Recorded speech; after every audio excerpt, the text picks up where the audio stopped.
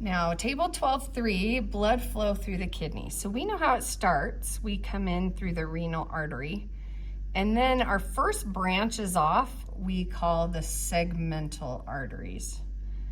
And our segmental artery then splits. If you remember, we had a lobe here. So this artery that comes in between each lobe is considered the interlobar artery. And then as we come and arc around the pyramid, we're going to call that the arcuate artery, which if we switch to this model here, we can see the outside of that pyramid is the arcuate artery here, arcuate artery here.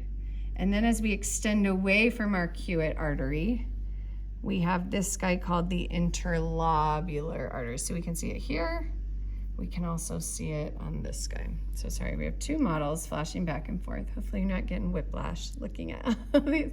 Anyway, here's our interlobular artery. So first was interlobar, then arcuate, then interlobular artery. And off of interlobular artery, you should be able to see this guy coming in. This is our afferent arteriole. Afferent means going towards. We're going towards our glomerulus, which is hiding in here. If I turn to this side, we can see afferent coming into the glomerulus. And notice afferent is thicker and bigger, which is going to create a little more pressure here to push that blood in here.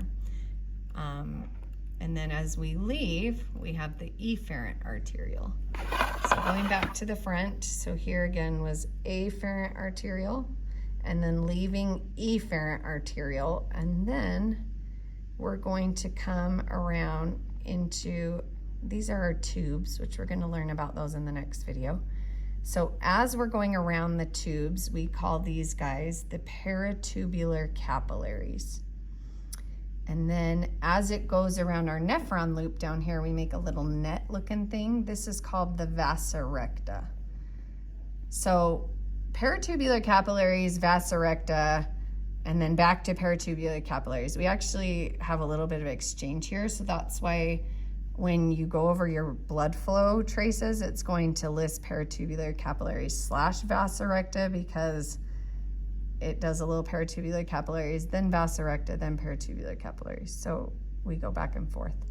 And then we're going to end up into this blue guy, which we have the same names as where we started. So we have the interlobular vein, into arcuate vein, and then if I switch to our kidney, so here was interlobular again, arcuate vein, and then into interlobar, in between the lobes, and then we're going to leave as the renal vein.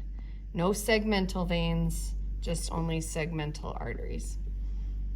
So that is our flow.